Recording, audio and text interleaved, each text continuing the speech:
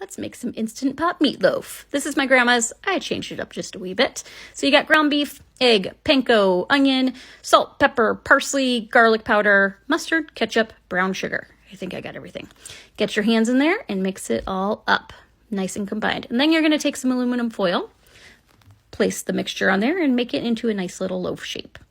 Then you're gonna get your Instant Pot out, put some broth of any kind in the bottom of it so it doesn't burn, and then tuck your little meatloaf mixture in there and set it for 30 minutes.